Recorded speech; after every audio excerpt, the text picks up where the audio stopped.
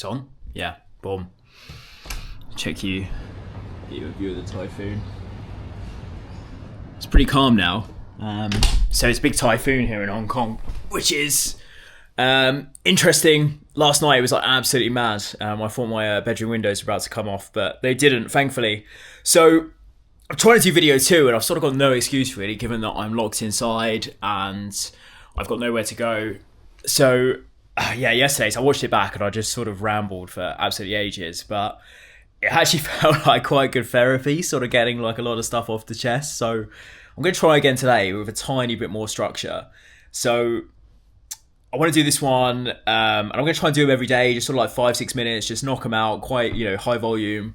But I think just wanted to give you a bit more introduction on like the recruitment piece, because obviously that's the core business that we're in. And I don't know if you're familiar, but obviously like recruitment is, we are contacted by usually, big or high value clients, I suppose, that have a bit of, wiggle room and can pay us to sort of go out to market and find them someone like really good for open roles. So it's sort of taken a hit. And the reason it's struggling, I'm sure if you look up any of the publicly listed companies' results this year, you'll see that they're really struggling. And I think a big reason for that is just the way the world is. It's no secret, right? We're in a big cost of living crisis. People are not spending as much money. And I think that started to become global now. When I was in the Middle East, that was in a bit of a bubble for a couple of years, but it's definitely caught up there. So recruitment's having a bit of like a weird identity crisis. And I think I mentioned this example yesterday, but you've got this point where a lot of the older people that did very well, sort of been in recruitment for 20, 30 years, their conventionally held wisdom has sort of been outpaced now by technology and like the way the future of recruitment's heading. So me, as someone that's acquired a recruitment business at this weird time, I've got to sort of try and chart a course where it's not going to be like, how can I make a quick buck out of this? It's how can I sustain, grow, build a business for the long term? And that's sort of led to a fair bit of soul searching. And I'm quite lucky because, the first thing I did was sort of make it super lean, cut down on costs. So we've got a fair bit of wiggle room. And we're repositioning as well. So traditionally, the business I had was sort of, I suppose, more well-known in the creative and advertising world. But I mean, that's sort of fallen off a cliff over the last few years, and that's going through its own identity crisis as well. So I positioned it back more towards tech and digital, which is what I've done for a long time and I'm very comfortable with.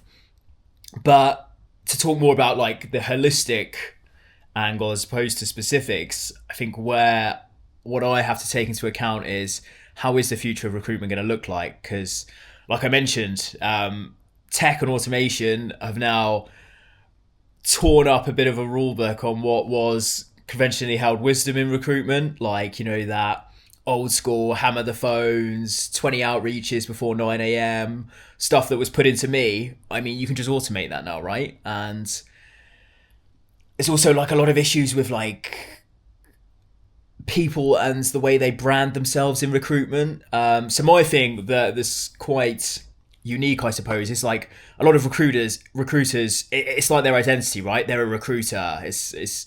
I see myself as more of a business person, so I'm not too tied to that, and that gives me a bit of wiggle room to play around with the rule book. And I think people are obsessed with LinkedIn, and it's this centralized hub for everything recruitment. But I just don't. I think just because people like your content, which is sometimes not even related to job search or what you do, people then think that validates their status or their what they're doing. And it's just like baiting, right? Like the same 10 people in a group liking your content doesn't mean you're good at what you do. It just means that you've put up content that is likely to gather engagement. So what do I think the future of recruitment is going to look like? The way I'm really sort of like focusing in on this is twofold. I think firstly, we need to improve the candidate experience. LinkedIn's great at making money and charging you a lot of money and giving a lot of people mechanisms to apply for jobs, but Like there's a thing called Easy Apply on there, which is in one click you can apply for a job. But if it's that easy, right, everyone just takes their chance, and every job ad's got 1,000 applicants, and on the back end it's super inefficient to sort through.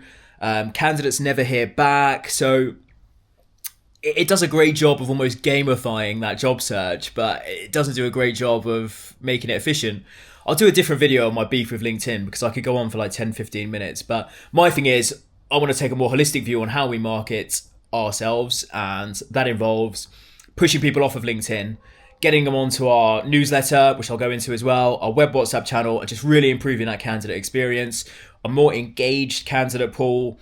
We'll validate our brand, put more faith in the industry, and hopefully, you know, like pay dividends down the line. Like the more value we give back to them, the more value hopefully they'll give to us with referrals, leads, stuff like that. So I just think we need to become the known name. And from a bootstrap marketing perspective, you know, I think it's never been easier, right? Like we can grow these newsletters, we can do lead magnets, salary surveys, and, you know, onboard people that way, as opposed to having to pay like tons of money to, I don't know, get a billboard or whatever. So that's my big point that I'm doing and really pushing. I'm doing that on my own, so alongside the full-time job. So yeah, that's quite interesting, and that's one way. And the second way is just going back to good recruitment. And I think the industry's fragmented a lot over the last few years. So particularly in Dubai, I saw it where, so the way we work, we charge a fee percentage based on a candidate's annual base salary. And in Asia, it's quite lucky. It sort of levels out around 20%, 25% for China, 30% even for Japan, but it's so tough there, it's justified. But in the Middle East, it was dropping down to like 1 month's salary, which is like 8.33% recurring, because a lot of people were being let go, knew they had 1 or 2 good clients on lock, and were starting their own businesses just serving them with no overheads at ridiculously cheap. And then if you're used to paying that, you're never going to go back up to paying that 20% again, right? So you're just competing on price, and it just led to such a shit standard of recruitment being delivered. And the industry just getting such a bad name, right? Like if you're working for that low and you're barely making ends meet, you're not going to be invested into the process. And, you know, it was just giving the industry such a bad name, and I just don't see how it's in this sort of death spiral with that at the moment. I don't see how it comes back from there, because even if you go down to 8% paying that as a client, it's very tricky if you don't to go up to, you know, if you say 12%, you're going to meet at 10%, and I'd never work at that. So I think for us, it's just holding strong in these values, holding that line, working with the right clients, and I'm quite lucky. Recruitment years are like dog years, and I've been burned so many times in the earlier stages working with clients where you think, oh, this is an easy win. I'm happy to work for a bit cheaper, and it never is. So yeah, I think, so those 2 things there are what I'm sort of looking to do in the short to mid-term, which is massively improve the candidate engagement, get them off LinkedIn into platforms where we have more control. And then secondly, just really re-establish ourselves as like strong core recruitment leaders, which is easier said than done when you're also trying to build out a new vertical away from what we were traditionally known for. But I'll go into that in more detail in another video. So much to talk about, but yeah, that's video 2, 8 minutes, not too bad. We'll take that.